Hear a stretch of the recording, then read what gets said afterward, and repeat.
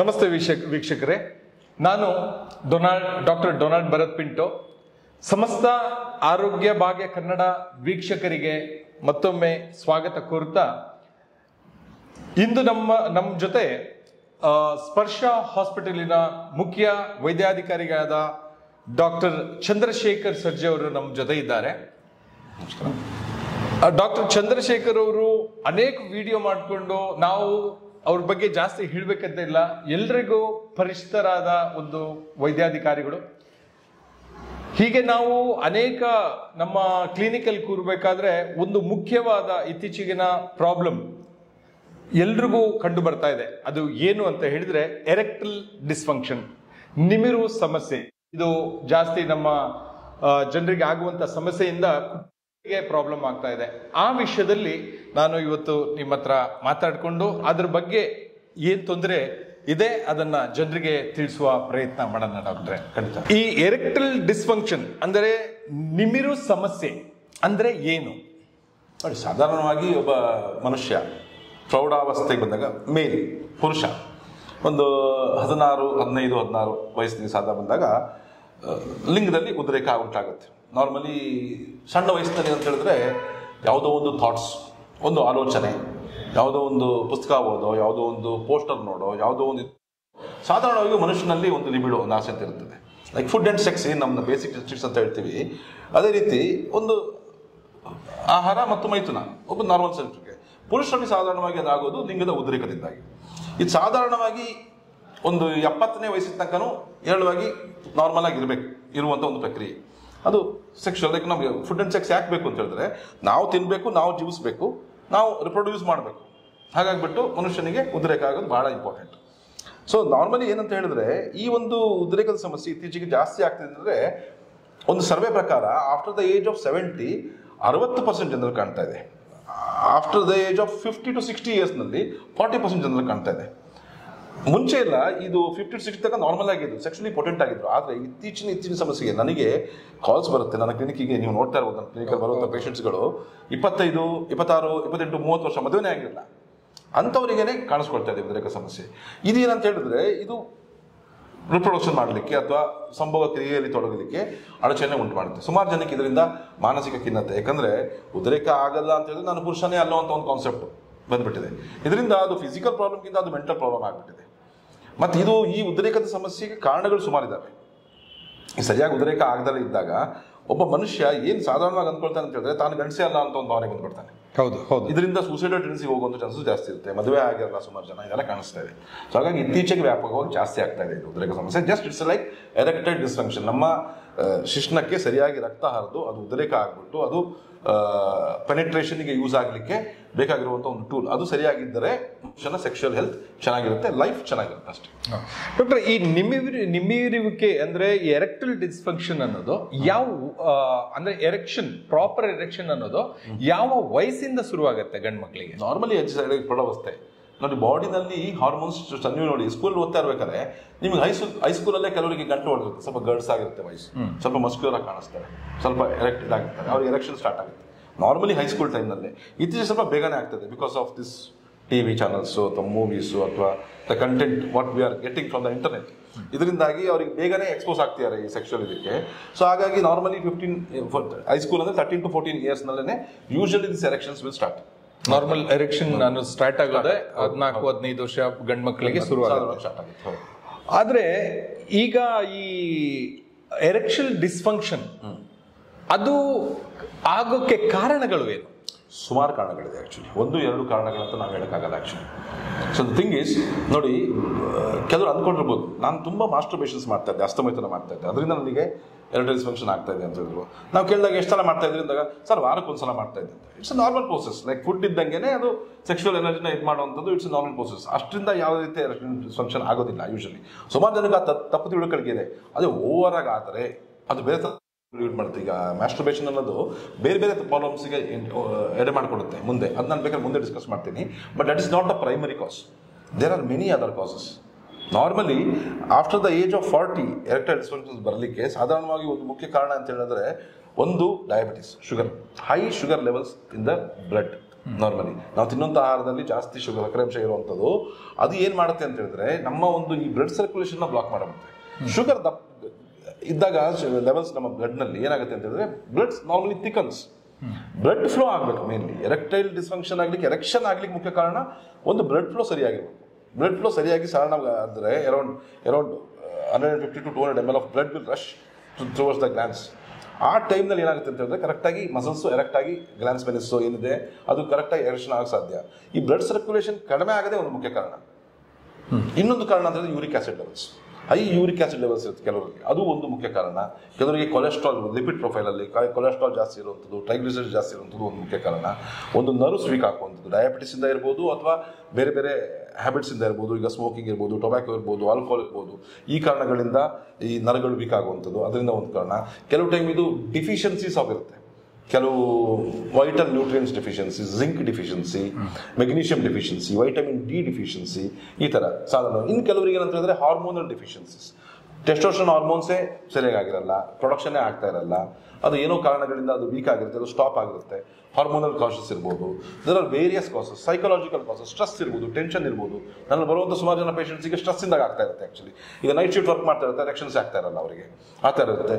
ಇನ್ನು ಕೆಲವರಿಗೆ ಗಟ್ ಪ್ರಾಬ್ಲಮ್ಸ್ ಇರ್ಬೋದು, ಗಟ್ ಡಿಸ್ಪೋಸಲ್ನೂ ಆಗೋ ಚಾನ್ಸಸ್ ಇರುತ್ತೆ. ಆ್ಯಕ್ಚುಲಿ ಸರಿಯಾದ ವೈಟಮಿನ್ಸ್ ನ್ಯೂಟ್ರಿಯನ್ಸ್ ಅಬ್ಸರ್ವ್ ಆಗಲ್ಲ. ಮತ್ತು ಕೆಲವರಿಗೆ ಡೈಟರಿ ಇಶ್ಯೂಸ್ ಇರ್ಬೋದು, ಪ್ರೋಟೀನ್ಸ್ ತಿನ್ನೋಕ್ಕಾಗಲ್ಲ ಅವರಿಗೆ, ಇದಾಗಲ್ಲ ಅದಾಗಲ್ಲ ಅಂದ್ಕೊಂಡು ಅವರು ಸರಿಯಾಗಿ ನ್ಯೂಟ್ರಿಷನ್ಸ್ ಬಗ್ಗೆ ಮಾಲ್ ನರಿಶ್ಮೆಂಟ್ ಸಿಂಡ್ರೋಮ್ ಅಂತ ಹೇಳ್ತೀವಿ, ಅದಿರ್ಬೋದು. So there are variety of array of causes. You have to, ನಿಮಗೆ ಏನಂದರೆ ಕರೆಕ್ಟಾಗಿ ಕಂಡಿಟ್ಕೋಬೇಕು, ನಿಮಗೆ ಯಾವ ಕಾರಣದಿಂದ ಆಗ್ತಾ ಇದೆ ಅನ್ನೋದು ಕಂಡಿಟ್ಕೋಬೇಕು. ಸೊ ಒಂದೇ ಕಾರಣಕ್ಕೆ ಎಲ್ಲರಿಗೂ ಆಗ್ಬಿಟ್ಟು ಒಂದೇ ಕಾರಣಕ್ಕೆ ಎರೆಕ್ಟೈಲ್ ಡಿಸ್ಫಂಕ್ಷನ್ ಆಗ್ತಾ ಇದೆ, ಎಲ್ಲರಿಗೂ ಒಂದೇ ಮದ್ದು ಅಂತ ಹೇಳ್ಬಿಟ್ಟು ಎಲ್ಲರಿಗೂ ಒಂದೇ ಮೆಡಿಸಿನ್ಸ್ ಕೊಡೋಕ್ಕಾಗೋದಿಲ್ಲ ಇಲ್ಲಿ. ಹಾಗಾಗಿ we have to rule out the cause, ಯಾವ ಕಾಸಿಂದ ಬರ್ತಾ ಇದೆ ಅಂತ. So there are various causes. ಹಾಗಾದ್ರೆ ಡಾಕ್ಟರ್, ನೀವು ಹೇಳಿದ ಪ್ರಕಾರ ಎರೆಕ್ಟೈಲ್ ಡಿಸ್ಫಂಕ್ಷನ್ ಅಂದರೆ ಈ ನಿಮಿರುವಿಕೆ ಸಮಸ್ಯೆ ಇದ್ರೆ ಅವರಾಗಿ ಅವರು ಸಮಸ್ಯೆ ಕಂಡುಹಿಡೋಕ್ಕಿಂತ ವೈದ್ಯಾಧಿಕಾರಿಗಳು ಹೋಗಿ ತೋರಿಸಿ ಏನು ಇದೆ ಅಂತ ನೋಡೋದು ಒಳ್ಳೆಯದು. ಸಾಧಾರಣವಾಗಿ ಏನಾಗುತ್ತೆ ಅಂತ ಹೇಳಿದ್ರೆ ಇಲ್ಲಿ ಈ ಪೇಪರ್ನಲ್ಲಿ ಯಾವುದೋ ಒಂದು ಆಡ್ ಬರ್ತಾ ಇರುತ್ತೆ, ಟಿವಿಲಿ ಒಂದು ಯಾವುದೋ ಆಡ್ ಬರುತ್ತೆ, ಈ ಆಯಿಲ್ ಯೂಸ್ ಮಾಡೋದು ಹಿಂಗೆ ಆಗ್ಬಿಡುತ್ತೆ, ಅಥವಾ ಈ ಟ್ಯಾಬ್ಲೆಟ್ ಯೂಸ್ ಮಾಡಿಬಿಡಿ ಹಿಂಗೆ ಆಗ್ಬಿಡುತ್ತೆ ಅಂತ ಹೇಳ್ಬಿಟ್ಟು. ಮತ್ತು ಕೆಲವರು ತುಂಬ ಆನ್ಲೈನಲ್ಲಿ ನಿಮ್ಗೆ ಗೊತ್ತಿರ್ಬೋದು, it's like it has become A mafia. ಅದು ಜನಗಳನ್ನ ದುಡ್ಡನ್ನ ಟ್ರೈನ್ ಮಾಡ್ತಾ ಇದ್ದಾರೆ ನಾರ್ಮಲಿ, ಎಲ್ಲರಿಗೂ ಒಂದೇ ಮಾತ್ರೆ ಕೊಟ್ಕೊಂಡ್ಬಿಟ್ಟು. ಇವರು ಹೇಳ್ಕೊಳಕ್ಕೆ ಮುಜುಗರ. ಆ್ಯಕ್ಚುಲಿ ದಿಸ್ ಪೀಪಲ್ ಡೋಂಟ್ ಹೋಗಿ ಕರೆಕ್ಟಾಗಿ ತೋರ್ಸ್ಕೊಳಕ್ಕೆ ಹೋಗಲ್ಲ. ಯಾವುದೋ ಪ್ರಾಬ್ಲಮ್ ಹೇಳ್ಕೊಂಡು ಬಂದಿರ್ತಾರೆ, ನನಗೆ ಸೊಂಟ ನೋವು, ಬೆನ್ನು ನೋವು ಬಂದಿರ್ತಾರೆ. ಆಮೇಲೆ ಹೋಗ್ಬೇಕಾದ್ರೆ ಸರ್ ಇನ್ನೊಂದು ವಿಡಿಯೋ ನೋಡಿದೆ, ಇದೊಂದು ಇತ್ತು, ಈ ಥರ ನನಗೊಂದು ಸಮಸ್ಯೆ ಇದೆ ಅಂತ ಕೇಳ್ತಾರೆ ನಾರ್ಮಲಿ ಸಾಧಾರಣವಾಗಿ. ಸೊ ಇದನ್ನು ಹೇಳ್ಕೊಡೋವಂಥದ್ದಲ್ಲ. ಹಾಗಾಗ್ಬಿಟ್ಟು ಏನು ಮಾಡ್ತಾರೆ ಅಂದರೆ ಮಾರೋಗ್ಬಿಡ್ತಾರೆ. ಈಗ ಸಿಗೋವಂಥ ಮೆಡಿಕಲ್ ಶಾಪಲ್ಲಿ ಕೇಳೋದು, ಮಾತ್ರೆಗಳು ಕೇಳೋದು, ತೊಗೊಳ್ಳೋವಂಥದ್ದು, ಈ ಥರ ಎಲ್ಲ ಮಾಡ್ತಾ ಇದ್ದಾರೆ. ಸೊ ಅವ್ರು ನೀವು ಹೇಳಿದ ಪ್ರಕಾರ ಡಾಕ್ಟ್ರೆ, ಈ ಡಿಸ್ಫಂಕ್ಷನ್ ಯಾವುದು ನಿಮಿರುವಿಕೆ ಸಮಸ್ಯೆ ನಮ್ಮಲ್ಲಿ ಆಗ ಹಾರ್ಮೋನ್ಸ್ ಇಂಬ್ಯಾಲೆನ್ಸ್ ಇರ್ಬೋದು, ಡಯಾಬಿಟಿಕ್ ಇರ್ಬೋದು, ಅದೆಲ್ಲ ಹೇಳಿದ್ರಿ. ಅದ್ರ ಜೊತೆ ಇನ್ನೊಂದು ನೀವು ಅಂಶ ಹೇಳಿದ್ರಿ ಡಾಕ್ಟ್ರೆ, ಹಸ್ತಮೈದುನ. ಇದು ಕಾಮನ್ ಆಗಿ ಈಗ ಯುವಕರು ಮಾಡುವಂಥದ್ದು ಒಂದು ಕ್ರಿಯೆ ಆಗಿರ್ತದೆ. ಈಗ ಅನೇಕ ಜನರು ಕೇಳೋದೇನೆಂದ್ರೆ ಹಸ್ತಮೈದುನ ಎಷ್ಟು ಸಲ ಮಾಡಬಹುದು, ಅದು ಎಷ್ಟು ಸಲ ಮಾಡಿದ್ರೆ ಒಳ್ಳೇದು ಅಥವಾ ಕೆಟ್ಟದು, ಅದ್ರ ಬಗ್ಗೆ ಒಂದು ಸ್ವಲ್ಪ ತಿಳಿಸಿದ್ರೆ ನಮ್ಮ ವೀಕ್ಷಕರಿಗೆ ಒಳ್ಳೇದಾಗತ್ತೆ ಅಂತ. ನೋಡಿ, ಹಸ್ತಮೈಥುನ ಒಂದು ಸಾಧಾರಣವಾದ ಪ್ರಕ್ರಿಯೆ. ಸಾಧಾರಣವಾಗಿ ಏನಂತ ಹೇಳಿದ್ರೆ ಅದು ತುಂಬ ಅದ್ರ ಬಗ್ಗೆ ಎಜುಕೇಷನ್ ಅಗತ್ಯ ಇದೆ. ಆ್ಯಕ್ಚುಲಿ ಅದು ದೊಡ್ಡ ಪ್ರಾಬ್ಲಮ್, ಟ್ಯಾಬು ಏನಲ್ಲ. Actually like food and sex ನಾನು ಹೇಳಿದೆ, ಆಹಾರ ಮತ್ತು ಮೈಥುನ ಎರಡೂ ಕೂಡ ನಮ್ಮ ಮನುಷ್ಯನಿಗೆ ಬೇಕಾಗುವಂಥ ಒಂದು ಅಂಗ. ಆ ವಯಸ್ಸಿನಲ್ಲಿ ಹುಡುಗರು ಮಾಡ್ತಾರೆ. ಇತ್ತೀಚೆಗೆ ಸ್ಟಿಮ್ಯುಲೇಷನ್ ಜಾಸ್ತಿ ಆಗಿದೆ. ಈಗ ನ್ಯೂಸ್ ಚಾನಲ್ ಹಾಕಿದ್ರು ಕೂಡ ಯಾವುದೋ ಒಂದು ಸ್ಕ್ಯಾಮೋ ಸ್ಕ್ಯಾಂಡಲ್ ನಡೀತಾ ಇದ್ರೆ ಅದನ್ನ ರಿಪೀಟ್ ಆಗಿ ತೋರಿಸ್ತಾರೆ, ಈ ಫಿಲ್ಮಲ್ಲಿ ತೋರಿಸ್ತಾರೆ. ಸೊ ಜಾಸ್ತಿ ಸ್ಟಿಮ್ಯುಲೇಷನ್ಸ್ ಬೇಡ. ಯುವಕರು ಸಾಧ್ಯವಾದಷ್ಟು ಇದರಿಂದ ಎಲ್ಲ ದೂರ ಇದ್ದುಬಿಟ್ಟು ಅವರ ಒಂದು ಮುಂದಿನ ಒಂದು ಫೋಕಸ್ ಗೋಲ್ ಬಗ್ಗೆ ಇದ್ರ ಬಗ್ಗೆ ಫೋಕಸ್ ಮಾಡಿದ್ರೆ ಒಳ್ಳೇದು. ಯಾಕಂದ್ರೆ internet is full of porn. ಯಾವುದನ್ನು ತೆಗೆದ್ರೆ ಎಲ್ಲಿ ಮಾಡಿದ್ರು ಏನು ಬೇಕಾದ್ರೂ ಸಿಗುತ್ತೆ. ಕಂಟೆಂಟ್ ಈಸ್ ವೆರಿ ಈಸಿ, ಮುಂಚೆ ಥರ ಅಲ್ಲ ಇವಾಗ. ಆದರೆ ಯುವಕರು ಫೋಕಸ್ ಮಾಡಬೇಕು. ನಾನು ಹಸ್ತಮೈಥುನ ನಾನು ನಿಮಗೆ ಎರೆಕ್ಟೈಲ್ ಡಿಸ್ಫಂಕ್ಷನಿಗೆ ಅದಕ್ಕೆ ಲಿಂಕ್ ಮಾಡಿ ಹೇಳ್ತಾ ಇಲ್ಲ, ಬೇರೆ ಬೇರೆ ಪ್ರಾಬ್ಲಮ್ಸಿಗೆ ಕರೆ ಮಾಡಿಕೊಡುತ್ತೆ. You will lose your energy. One thing, ನೀವು ನಿಮ್ಮ ಒಂದು ಫೋಕಸ್ನ ಎನರ್ಜಿನ ಎಲ್ಲಿ ಡೈವರ್ಟ್ ಮಾಡಬೇಕು ಅಲ್ಲಿ ಬಿಟ್ಟು ನೀವು ಬೇರೆ ಕಡೆ ಮಾಡ್ತಾ ಇದ್ದಾಗ ಬೇರೆ ಬೇರೆ ಥರ ಪ್ರಾಬ್ಲಮ್ಸ್ ಆಗುತ್ತೆ. ನೋಡಿ, ಕೆಲವರು ಏನಂತ ಹೇಳಿದ್ರೆ ಮದುವೆ ಆದಮೇಲೂ ಹಸ್ತಮೈಥುನ ಮಾಡ್ಕೊಳ್ತಾ ಇರ್ತಾರೆ. ಅವ್ರು ಯಾಕಂದರೆ ಸಂಗಾತಿ ಜೊತೆ ಚೆನ್ನಾಗಿರಲ್ಲ, ಹಿಂಗಾಗಿರಲ್ಲ, ಅಥವಾ they are addicted to this ಹಸ್ತಮೈಥುನ. ಅವರಿಗೆ ಸಂಗಾತಿಗೆ ಜೊತೆ ಸೇರೋಕ್ಕಿಂತ ಹಸ್ತಮೈಥುನದಿಂದಲೇ ಜಾಸ್ತಿ ಎನರ್ಜಿ ಸಿಗ್ತಾ ಇರುತ್ತೆ. ಇದರಿಂದ ಫ್ಯಾಮಿಲಿ ಪ್ರಾಬ್ಲಮ್ ಶುರು ಆಗಿಬಿಡುತ್ತೆ. ಎರೆಕ್ಟೈಲ್ ಡಿಸ್ಫಂಕ್ಷನ್ ನಾನು ಹೇಳ್ತಾ ಇಲ್ಲ, ಎರೆಕ್ಟೈಲ್ ಡಿಸ್ಫಂಕ್ಷನ್ ಮೇ ಕಾಸ್ ತುಂಬ ಅತಿ ಆದರೆ ಒಂದು ದಿನಕ್ಕೆ 2-3 ಸಲ ಕಂಟಿನ್ಯೂಸ್ ಆಗಿ ಮಾಡ್ತಾ ಹೋದಾಗೆ, ಸಣ್ಣ ವಯಸ್ಸಿಂದನೇ ಮಾಡ್ತಾ ಬಂದರೆ ಚಾನ್ಸಸ್ ಇದೆ ಆಗಲಿ, ಕೆಲಸ ಹೇಳ್ತಾ ಇಲ್ಲ. ಆದರೆ ಎರೆಕ್ಟೈಲ್ ಡಿಸ್ಫಂಕ್ಷನ್ಗಿಂತ ಈ ಹಸ್ತಮೈಥುನದಿಂದ ಬೇರೆ ಬೇರೆ ಬೇರೆ ಬೇರೆ ಸಾಮಾಜಿಕ ಸೋಷಿಯಲ್ ಪ್ರಾಬ್ಲಮ್ಸ್ ಇದೆ. ಆ್ಯಕ್ಚುಲಿ ನಾನು ಮುಂಚೆನೇ ಹೇಳ್ದಂಗೆ ಸಂಗಾತಿನೇ ಬೇಡ ಅಂತ ಅನ್ಸ್ಬಿಡೋದು, ಮದುವೆನೇ ಬೇಡ ಅಂತ ಅನ್ಸ್ಬಿಡೋದು, ಈ ಥರ ಚಾನ್ಸಸ್ಸು ಇದೆ. ತುಂಬ ಅತಿಯಾಗಿ ಅದಕ್ಕೆ ಅಡಿಕ್ಟ್ ಆದವ್ರಿಗೆ ಏನಾಗ್ತದೆ ಅಂದರೆ ಸೈಕಾಲಜಿಕಲಿ ಅವ್ರು ಬೇರೆ ಗೋಲ್ ಸೆಟ್ಟಿಂಗ್ ಬಗ್ಗೆ ಅವರಿಗೆ ಮುಂದೆ ಫ್ಯೂಚರ್ ಬಗ್ಗೆ ಯಾವುದೇ ಇದೇ ಇರಲ್ಲ, ಕಾನ್ಸಂಟ್ರೇಷನ್ ಇರಲ್ಲ. ಸೊ ಈ ಥರ ಎಲ್ಲ ಪ್ರಾಬ್ಲಮ್ಸ್ ಆಗಿ ಬರುತ್ತೆ. So we cannot directly link masturbation to erectile dysfunction. ಆಗುತ್ತೆ, ಆದರೆ ಚಾನ್ಸಸ್ ಆರ್ ವೆರಿ ಲೋ. ಹಾಗಾದ್ರೆ ಒಂದು ಈಗ ಹಸ್ತಮೈಥುನ ಬಗ್ಗೆ ಅಥವಾ ಮಾಸ್ಟರ್ಬೇಷನ್ ಬಗ್ಗೆ ಒಬ್ಬ ವ್ಯಕ್ತಿ ಒಂದ್ಸಲಿ 2 ಸಲ ದಿನಕ್ಕೆ ಮಾಡೋದು normal? Up to weekly 3 times to 4 times it is permitted normal. It's not ಅಂದ್ರೆ daily if he has done it is habit ಆಗಬಾರ್ದು. ನೋಡಿ, ಹ್ಯಾಬಿಟ್ ಆಗಬಾರ್ದು. It should not be habit, you should not be addicted to that. ನನಗಿದು ಆಗಲೇಬೇಕು ದಿನ ಈ ಟೈಮ್ನಲ್ಲಿ ಅಂತ ಹೇಳೋಂಥದ್ದು. ನೋಡಿ, ನಾರ್ಮಲಿ ಹೆಂಗೆ ಅಂತ ಹೇಳಿದ್ರೆ ಎರೆಕ್ಷನ್ ಕೂಡ ನಾರ್ಮಲಿ ಸೆಟ್ ಆಗಿರುತ್ತೆ ಆ ಟೈಮ್ನಲ್ಲಿ ಇವರಿಗೆ ಎರೆಕ್ಷನ್ಸ್ ಆಗುತ್ತೆ, ಆ ಟೈಮ್ನಲ್ಲಿ ಮೂಡ್ ಬರುತ್ತೆ. ಯಾವ್ದು ಅಡಿಕ್ಷನ್ಸ್ ಅಂತ ಹೇಳಿದ್ರೆ ಆ ಟೈಮ್ನಲ್ಲೇ ಮಾಡ್ಕೋಬೇಕು ಅಂತ ಅನ್ಸುತ್ತೆ ಕೆಲವರಿಗೆ. ನನ್ನಲ್ಲಿ ಬಂದ ಒಬ್ಬ ಪೇಷಂಟ್ ಆಕ್ಚುಲಿ ಹೇಳ್ತಿದ್ದ, ಸೊ ನಾನು ಬೆಳಗ್ಗೆ ಎದ್ದ ತಕ್ಷಣ ಒಂದ್ಸಲ ಮಾಡ್ಕೊಳ್ಳೇಬೇಕಾಯ್ತು ಅಂತ. ಈಸ್ ಅನ್ಮ್ಯಾರಿಡ್ ಪರ್ಸನ್, ಈವ್ನಿಂಗ್ ಒಂದ್ಸಲ ಮಾಡ್ತೀನಿ, 2 times ಮಾಡ್ತೀನಿ, ಕಂಟಿನ್ಯೂಸ್ ಮಾಡಬೇಕು. ಎರೆಕ್ಟೈಲ್ ಡಿಸ್ಫಂಕ್ಷನ್ ಆ ಟೈಮಲ್ಲಿ ಮಾತ್ರ ಆಗುತ್ತೆ. ಆದರೆ when I go with the partner ನನ್ನ ಕೈಲಿ ಆಗ್ತಾ ಇಲ್ಲ ಅಂತ. ಸೊ ಎರೆಕ್ಟೈಲ್ ಡಿಸ್ಫಂಕ್ಷನ್ ಅಲ್ಲ, ಅದು ಸೈಕಲಾಜಿಕಲ್ ಪ್ರಾಬ್ಲಮ್ ಈ ತರ ಆಗುತ್ತೆ. ಡಾಕ್ಟರ್, ಈಗ ಎರೆಕ್ಟೈಲ್ ಡಿಸ್ಫಂಕ್ಷನ್ಗೆ ಹೋದ್ರೆ ನಾವು ಈಗ ಎರೆಕ್ಷನ್ ಒಂದು ಲಿಮಿಟ್ ಅಲ್ಲಿ ಆಗುತ್ತೆ, ಬಟ್ ಹಾರ್ಡ್ನೆಸ್ ಇರಲ್ಲ. ಇಸ್ ಇಟ್ ಆ ಹಾರ್ಡ್ನೆಸ್ಗೂ ಎರೆಕ್ಷನ್ಗೂ, ಈಗ ಫುಲ್ ಎರೆಕ್ಷನ್ ಆಗೋ ಹಾರ್ಡ್ ಇರ್ತದೆ, ನಾರ್ಮಲ್ ಒಂದು ಮಾಡರೇಟರಿ ಎರೆಕ್ಷನ್ ಆಗೋ ಒಂದು ಸಾಫ್ಟ್ನೆಸ್ ಇರ್ತದೆ. ಇಸ್ ಇಟ್ ಪ್ರಾಬ್ಲಮ್ ಏನಾದ್ರು ಅದ್ರ ಬಗ್ಗೆ ಡಿಸ್ಫಂಕ್ಷನ್ ಅಂತ ಹೇಳ್ತೀವ? ಖಂಡಿತವಾಗ್ಲೂ ಎರೆಕ್ಟ್ ಫುಲ್ಲಿ ಎರೆಕ್ಟ್ನೆಸ್ ಅಂದ್ರೆ ತುಂಬಾ ಹಾರ್ಡ್ನೆಸ್ ಜಾಸ್ತಿ ಇದ್ರಷ್ಟೇ it denotes your energy levels. ನಿಮ್ಮ ಒಂದು ಸ್ಟ್ರೆಂತ್, ಸೆಕ್ಷುವಲ್ ಸ್ಟ್ರೆಂತ್ ನ ಎನರ್ಜಿ ಮಾಡುತ್ತೆ. ಇಲ್ಲಿ ಮಲ್ಟಿಪಲ್ ಫ್ಯಾಕ್ಟರ್ಸ್ ಇರುತ್ತೆ. ನಾನು ಮುಂಚೆ ಹೇಳಿದಾಗ ನರ್ವ್ ಸ್ಟ್ರಾಂಗ್ ಆಗಿರಬೇಕು, ಬ್ಲಡ್ ಸರ್ಕ್ಯುಲೇಷನ್ ಚೆನ್ನಾಗಿರಬೇಕು, ಮೆಂಟಲ್ ಆಟಿಟ್ಯೂಡ್ ಚೆನ್ನಾಗಿರಬೇಕು. ಮತ್ತು ನಿಮಗೆ ನಿಮ್ಮ sexual partner also you should like that partner. ನೀವು ಲೈಕ್ ಮಾಡ್ದಲೇ ಇದು ಮಾಡಕ್ ಹೋದ್ರೆ, ಇದನ್ನ ಏನೋ ಮಾಡಕ್ ಹೋದ್ರೆ ಹಾರ್ಡ್ನೆಸ್ ಉಂಟಾಗೋದಿಲ್ಲ. ಸೊ ಕಂಪ್ಲೀಟ್ ಹಾರ್ಡ್ ಆದ್ರೆ ಈಸಿ ಫಾರ್ ಪೆನೆಟ್ರೇಷನ್. ಹಾಗಾದ್ರೆ ಡಾಕ್ಟರ್, ನೀವು ಹೇಳಿದ ಪ್ರಕಾರ ಇದು ನಮ್ಮ ಹಾರ್ಮೋನ್ ಇಲಿಮೆಂಟ್ಸ್ ಎಲ್ಲ ಆಗಿರ್ಬೋದು, ನಮ್ಮ ಆಹಾರ ಪದ್ಧತಿ ಆಗಿರ್ಬೋದು, ನಮ್ಮ ಲೈಫ್ ಸ್ಟೈಲ್ ಆಗಿರ್ಬೋದು, ಹಾಗೆ ಒಂದು ಪಾರ್ಟ್ನರ್ಸ್ ಇದು ಡಿಸೈರ್ ಆಗಿರ್ಬೋದು, ಇದೆಲ್ಲ ಹೊಂದ್ಕೊಂಡು ಈ ನಮ್ಮ ಈ ನಿಮಿರುವಿಕೆ ಸಮಸ್ಯೆ, ಎರೆಕ್ಟೈಲ್ ಡಿಸ್ಫಂಕ್ಷನ್ ಇದೆಲ್ಲ ಕೂಡ್ಕೊಂಡ್ ಬಂದಿದೆ ಅಂತ. ಖಂಡಿತ ಡಾಕ್ಟರ್, ಹಾಗಾದ್ರೆ ನಾವು ಈ ವೈದ್ಯಕೀಯ ಮಟ್ಟದಲ್ಲಿ ನಾವು ಅದನ್ನ ಈಗ ನಮ್ಮ ನಮ್ಗೆ ಏನಾದ್ರು ಪ್ರಾಬ್ಲಮ್ ಇದ್ರೆ ಅದನ್ನ ಯಾವ ರೀತಿಯಲ್ಲಿ ನಾವು medically we can correct it? We can correct this erectile ಡಿಸ್ಫಂಕ್ಷನ್ಗೆ ನಾನು ಫಸ್ಟ್ ಥಿಂಗ್ ಆ್ಯಂಡ್ ಫಾರ್ಮೋಸ್ಟ್ ರೀಸನ್ನ ಕಂಡುಹಿಡ್ಕೋಬೇಕು. First why it is happening for you, for specifically for you. ಈಗ ನೋಡಿ, ಸಾಧಾರಣವಾಗಿ ಏನು ಮಾಡ್ತಾರೆ ಅಂತ ಹೇಳಿದ್ರೆ ಮೆಡಿಕಲ್ಸಲ್ಲಿ ಮಾತ್ರ ಸಿಗುತ್ತೆ ವಯಾಗ್ರ ಅಂತ, ನಾವು ಸಿಲ್ಡೆನಿಫಲ್ ಸಿಟ್ರೇಟ್ ಅಂತ ಹೇಳ್ಬಿಟ್ಟು. Actually, I will tell you first only, mind is very important. Brain is very important. Blood circulation is very important. ಇಲ್ಲಿ ಬ್ಲಡ್ ಸರ್ಕ್ಯುಲೇಷನ್ ಮಾತ್ರ ಕಾನ್ಸಂಟ್ರೇಟ್ ಮಾಡುತ್ತೆ ಸಿಲ್ಡೆನಿಫಲ್ ಸಿಟ್ರೇಟ್ ಇಂದ ವಯಾಗ್ರ. ಅವರು ತಮ್ಮ ಪ್ರೀತಿ ಪಾತ್ರರ ಒಂದು ಶವ ಸಂಸ್ಕಾರದಲ್ಲಿ ಇದ್ರೂ ಕೂಡ ಅವ್ರು ಎರೆಕ್ಷನ್ ಆಗೇ ಇರುತ್ತೆ. It's not like that. Mind is not involve there in those type of medications. ಹಾಗಾಗಿ ಈ ಆಯುರ್ವೇದಿಕ್ ಸಿಸ್ಟಮ್ನಲ್ಲಿ ಏನಿರುತ್ತೆ ಅಂತ ಹೇಳಿದ್ರೆ, ಅಥವಾ ನಮ್ಮ ಹರ್ಬಲ್ ಸಿಸ್ಟಮ್ನಲ್ಲಿ ಅಥವಾ ಫಂಕ್ಷನಲ್ ಮೆಡಿಸಿನಲ್ಲಿ ಅಥವಾ ನ್ಯಾಚುರೋಪತಿ ಸಿಸ್ಟಮಲ್ಲಿ we treat the exact cause. ಎಲ್ಲ ಹೋಲಿಸ್ಟಿಕ್ ಆಗಿ ಟ್ರೀಟ್ ಮಾಡ್ತೀವಿ. ಆ್ಯಕ್ಚುಲಿ ನಿಮಗೆ ಹಂತವಾಗಿ ನಿಮ್ಮ ಎಲ್ಲ ಒಂದು ಬಾಡಿಯನ್ನು ಪ್ಯೂರಿಫೈ ಮಾಡಿಬಿಟ್ಟು, ನಿಮ್ಮ ಇರುವಂಥ ಒಂದು ಲೈಫ್ ಸ್ಟೈಲ್ನ ಸರಿ ಮಾಡ್ಕೊಂಡ್ಬಿಟ್ಟು, ನಿಮಗೆ ಬೇಕಾಗಿರುವಂಥ ಸಪ್ಲಿಮೆಂಟ್ಸ್ನ ಕೊಟ್ಬಿಟ್ಟು, ನಿಮಗೆ ಮಾಡಬೇಕಾಗಿರುವಂಥ ಕೆಲವು ಆಕ್ಟಿವಿಟೀಸ್ ಇರ್ಬೋದು, ಯೋಗ ಇರ್ಬೋದು, ಮೆಡಿಟೇಷನ್ ಇರ್ಬೋದು, ಅಥವಾ ಆಕ್ಟಿವಿಟೀಸ್ ಇರ್ಬೋದು, ಸ್ವಿಮ್ಮಿಂಗ್ ಇರ್ಬೋದು, ಎನಿ ಕಾಂಪಿಟೇಟಿವ್ ಸ್ಪೋರ್ಟ್ಸ್ ಇರ್ಬೋದು, ಈ ಥರ ಎಲ್ಲ ಕೊಟ್ಬಿಟ್ಟು ಅವ್ರನ್ನ ಮೈಂಡ್ನ ಇನ್ವಾಲ್ವ್ ಮಾಡಿಬಿಟ್ಟು, ಅವ್ರ ಮೈಂಡ್ನ, ಬಾಡಿನ ಮತ್ತು ಅವ್ರ ಸೋಲ್ನ ಒಂದೇ ಒಂದು ಹೋಲಿಸ್ಟಿಕ್ ಆಗಿ ಅಪ್ರೋಚಲ್ಲಿ ಟ್ರೀಟ್ಮೆಂಟ್ ಮಾಡಿದಾಗ this can be treat completely. Instead of giving a single pill ತಗೊಳ್ಳಿ ಅಂತ ಮಾಡ್ಬಿಟ್ಟಂದ್ರೆ, ಬಟ್ ಏನಾಗುತ್ತೆ ಅಂತ ಹೇಳಿದ್ರೆ ಸೈಡ್ ಎಫೆಕ್ಟ್ಸ್ ತುಂಬ ಜಾಸ್ತಿ ಇದೆ. Hypertensives cannot take, heart patients cannot be taken. ಇವ್ರಿಗೆ ಏನಾಗುತ್ತೆ, 50-60 ವಯಸ್ಸಾಗಿರುತ್ತೆ, BP ಇರುತ್ತೆ, ಎಲ್ಲ ಇರುತ್ತೆ. ಯಾರೋ ಮೆಡಿಕಲ್ ಶಾಪಲ್ಲಿ ಕೊಟ್ಟ ಅಂತ ಹೇಳ್ತಾರೆ. ಸುಮಾರು ಜನಕ್ಕೆ ಸುಮಾರು ಥರ ಕಾಂಪ್ಲಿಕೇಶನ್ಸ್ ಉಂಟು. ಹೌದು ಡಾಕ್ಟರ್, ನಾನು ನೋಡಿದ ಪ್ರಕಾರ ಈ ಸಿಡ್ನಾಫಿಲ್ ಏನ್ ತಗೋತಾ ಇದ್ದಾರೆ, ಅನೇಕ ಜನರು ಬಂದು ಫಾರ್ಮಸಿಯಲ್ಲಿ ಅದು 25 mg ಇಂದ ಶುರು ಆಗುತ್ತೆ, 25-50 mg ತಗೊಂಡು ಹೋಗ್ತಾರೆ. ಅನೇಕ ಜನ ಹೈ ಬ್ಲಡ್ ಪ್ರೆಷರ್ ಇದ್ದವ್ರಿಗೆ ಫಾರ್ಮಸಿಗಳಲ್ಲಿ ಕೇಳಲ್ಲ whether is a BP patient ಏನಂತ ಕೇಳಲ್ಲ, ಡೈರೆಕ್ಟ್ ಡಿಸ್ಪೆನ್ಸ್ ಮಾಡ್ತಾರೆ. We have seen that many patient got like hyper acid, ಇದು ಪೆರಿಫೆರಲ್ ಬ್ಲಡ್ ಅಲ್ಲಿ ವೆಸಲ್ಸ್ ಅಲ್ಲಿ ಅದು ಸಿಡ್ನಾಫಿಲ್ ಹಾಗೆ ಸ್ಟ್ರೋಕ್ ಆಗುವಂತ ಪ್ರಾಬ್ಲಮ್ ಇರ್ತದೆ. ಅದರಿಂದ ನಿಮ್ಮ ಮೂಲಕ ನಮ್ಗೆ ಏನ್ ಹೇಳ್ತಿದ್ದೀರಾ ಅಂತ ಹೇಳಿದ್ರೆ, ಈ ಸಿಡ್ನಾಫಿಲ್ ಅವೆಲ್ಲ ಮೆಡಿಸಿನ್ ತಗೊಳ್ಳೋಕ್ಕಿಂತ ಮುಂಚೆ ವೈದ್ಯರ ಹತ್ರ ಹೋಗಿ ನೀವು ಸಲಹೆ ತಗೊಂಡು ಮೆಡಿಸಿನ್ ತಗೊಳ್ಳಿ. ಡೈರೆಕ್ಟ್ ಈ ಫಾರ್ಮಸಿಗಳಿಗೆ ಹೋಗೋದು, ಡೈರೆಕ್ಟ್ ಇಂಥ ಮೆಡಿಸಿನ್ ಗಳನ್ನ, ಎರೆಕ್ಷಲ್ ಮೆಡಿಸಿನ್ ಲೈಕ್ ಸಿಡ್ನಾಫಿಲ್ ಅಂತ ಮೆಡಿಸಿನ್ ಗಳನ್ನ ತಗೊಳ್ಳೋದು, ಅದನ್ನ ಅವಾಯ್ಡ್ ಮಾಡಿ ಅಂತ ಹೇಳ್ತಾ ಇದ್ದೀನಿ. ಖಂಡಿತ ಯಾರು ಕೂಡ ಅದು it's not a OTC drug. But normally ಏನಾಗ್ಬಿಟ್ಟಿದೆ ಅಂತ ಹೇಳಿದ್ರೆ, ಇವತ್ತು ಕಾಮನ್ ಆಗೋಗ್ಬಿಟ್ಟಿದೆ. ಎನಿಪೇಟಿಗೆ ಆ ಮಾತ್ರೆ ಕೊಡಿ, ಶೇಪ್ಡ್ ಮಾತ್ರೆ ಕೊಡಿ ಅಂತ ಹೇಳಿ ತೆಗೆದುಕೊಟ್ಬಿಡ್ತಾರೆ ಅವರು. ದೆನ್ ದಿವ್ಸಗಳು ಟೇಕ್, ಒಂದು ದಿನ ತಗೊಳ್ತಾರೆ, 2 ದಿನ ತಗೊಳ್ತಾರೆ.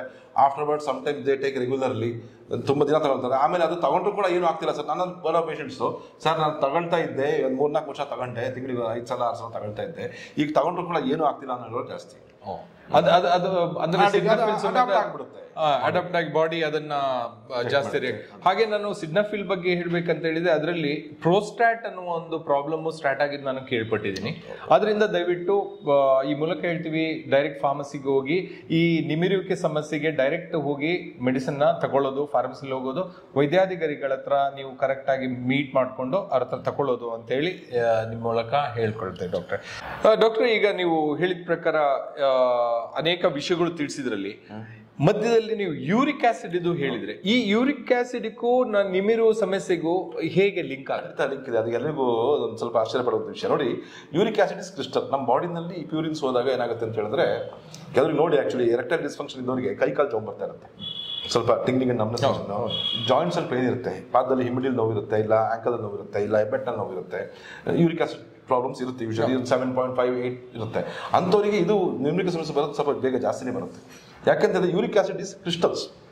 ನಮ್ಮ ಬ್ಲಡ್ ಹರಿತಾ ಇರುತ್ತಲ್ವಾ, ಅದು ಎಸ್ಪೆಷಲಿ ಆ ಭಾಗದಲ್ಲಿ ಹರಿಬೇಕಾದ್ರೆ ಸಣ್ಣ ಮೈಕ್ರೋವ್ಯಾಸ್ಕ್ಯುಲೇಚರ್, ಅದು ಮೈಕ್ರೋವ್ಯಾಸ್ಕ್ಯುಲೇಷನ್ನ ಸ್ವಲ್ಪ ಡ್ಯಾಮೇಜ್ ಮಾಡುತ್ತೆ. ಎಂಡೋಥೀಲಿಯಲ್ ಡಿಸ್ಫಂಕ್ಷನ್ ಅಂತ ಹೇಳ್ತೀವಿ. ಎಂಡೋಥೀಲಿಯಲ್ ಅಂದ್ರೆ ನಮ್ಮ ರಕ್ತ ನಳಗಳ ಒಳಗಡಿನ ಪದರಗಳನ್ನ ಸ್ವಲ್ಪ ಗೀರ್ದಂಗೆ ಆದಾಗ ಅಲ್ಲಿ ಬಂದಾಗ ಏನಾಗುತ್ತೆ ಅಂದ್ರೆ ಅಲ್ಲಿ ಬಂದು ಕೊಬ್ಬಿನ ಅಂಶ ಶೇಖರಣೆ ಆಗುತ್ತೆ. ಅಥಿರೋಸ್ಕ್ಲೆರೋಟಿಕ್ ಪ್ಲಾಕ್ಸ್ ಡೆವಲಪ್ ಆಗುತ್ತೆ. ಎಸ್ಪೆಷಲಿ ಜನನೇಂದ್ರಿಯಗಳಲ್ಲಿ ಪ್ಲಾಕ್ಸ್ ಡೆವಲಪ್ ಆಗದೆ ನ್ಯೂಮರಿಕ ಸಮಸ್ಯೆಗೆ ಒಂದು ಮುಖ್ಯ ಕಾರಣ. ಈ ಪ್ಲಾಕ್ಸ್ ಆ ಜಾಗದಲ್ಲಿ ಡೆವಲಪ್ ಆಗಬೇಕು ಅಂದ್ರೆ ಯೂರಿಕ್ ಆಸಿಡ್ ಜಾಸ್ತಿ ಇರುತ್ತೆ. ಈಗ ಹಾರ್ಟ್ ನಲ್ಲಿ ಪ್ಲಾಕ್ಸ್ ಡೆವಲಪ್ ಆಗಲಿಕ್ಕೂ ಯೂರಿಕ್ ಆಸಿಡ್ ಒಂದು ಮುಖ್ಯ ಕಾರಣ. ಅದೇ ರೀತಿ ನಮ್ಮ ಜನನೇಂದ್ರಿಯಗಳಲ್ಲಿ ಪ್ಲಾಕ್ಸ್ ಡೆವಲಪ್ ಆಗಲಿಕ್ಕೂ ಕೂಡ ಅದು ಕಾರಣ. ಅವಾಗ ಏನಾಗ್ತಂದ್ರೆ ಬ್ಲಡ್ ಸರ್ಕ್ಯುಲೇಷನ್ ಆಗಲ್ಲ ಸರಿಯಾಗಿ. So uric acid may lead to erectile dysfunction. ಶುಗರ್ನ ನಾನು ಹೆಂಗೆ ಹೇಳಿದ್ನೋ, ಬ್ಲಡ್ ಅಲ್ಲಿ ವಿಸ್ಕೋಸಿಟಿ ಜಾಸ್ತಿ ಆದಾಗ ಆಗುತ್ತೆ ಅಂತ, ಇದರಲ್ಲೂ ಅದೇ ರೀತಿ. ಈ ಡಾಕ್ಟರ್, ನಮ್ಮ ಈ ಎರೆಕ್ಟೈಲ್ ಡಿಸ್ಫಂಕ್ಷನ್ಗೆ ಇನ್ನೊಂದು ಸ್ಟ್ರೆಸ್ 100% ಅದೂ ಇನ್ವಾಲ್ವ್ ಆಗಿದೆ ಅಂತ ಹೇಳಿ, ಅದು ಯಾವ ರೀತಿಯಲ್ಲಿ ನಮ್ಗೆ ಇನ್ವಾಲ್ವ್ ಆಗುತ್ತೆ?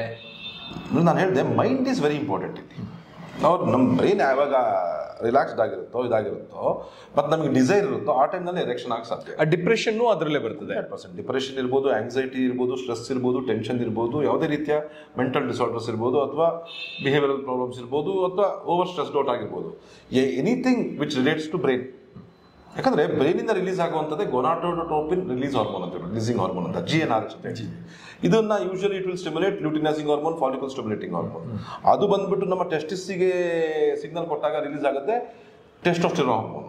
ಈ ಟೆಸ್ಟೋಸ್ಟಿರಾನ್ ಹಾರ್ಮೋನು ಜಾಸ್ತಿ ರಿಲೀಸ್ ಆದಾಗಲೇ ನಮ್ಮ ಸೆಕೆಂಡರಿ ಮೇನ್ ಫಂಕ್ಷನ್ಸ್ ಎಲ್ಲ ಡೆವಲಪ್ ಆಗುವಂಥದ್ದು. ಆಮೇಲೆ ಎರೆಕ್ಷನ್ಸ್ಗೂ ಕೂಡ ಟೆಸ್ಟೋಸ್ಟಿರಾನ್ ಇಸ್ ವೆರಿ ಇಂಪಾರ್ಟೆಂಟ್. ಅದೇ ರೀತಿ ಸ್ಟ್ರೆಸ್ ಜಾಸ್ತಿ ಇದ್ದಾಗ cortisol hormone will increase. Cortisol hormone ಜಾಸ್ತಿ ಆದ ತಕ್ಷಣ ಅದು negative effect on testosterone on this thing. So cortisol levels ಜಾಸ್ತಿ ಆಗ್ತಿದ್ದಂಗೆ ಲಿಬಿಡೋ ಕಡಿಮೆ ಆಗೋಗ್ಬಿಡುತ್ತೆ, ಸ್ಟ್ರೆಸ್ ಕಡಿಮೆ ಆಗೋಗ್ಬಿಡುತ್ತೆ.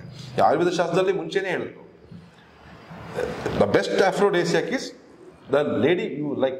ನಿಮ್ಮ ಒಂದು partner is the best stimulant ಅಂತ ಹೇಳಿದ್ರೆ. ನೋಡಿ, ಸಣ್ಣ ವಯಸ್ಸಿನಲ್ಲಿ ಜಸ್ಟ್ ಇಮ್ಯಾಜಿನ್ ಮಾಡ್ಕೊಂಡ್ರೇನೆ, ಅಥವಾ ಯಾವುದೋ ಒಂದು ಸ್ವಲ್ಪ ಹೋಗ್ತಾ ಇರ್ಬೇಕಾದ್ರೆ ಅದನ್ನು ನೋಡಿದಾಗ್ಲೇನೆ, ಅದು ಸಣ್ಣ ಒಂದು ಸೀನ್ ನೋಡಿದಾಗಲೇ ಆಗುವಂಥದ್ದು ಏಜ್ ಆಗ್ತಾ ಇದ್ದಂಗಿರಲ್ಲ. ಯಾಕಂತ ಹೇಳಿದ್ರೆ ಹಾರ್ಮೋನ್ ಲೆವೆಲ್ಸ್ ಡೌನ್ ಆಗಿರುತ್ತೆ.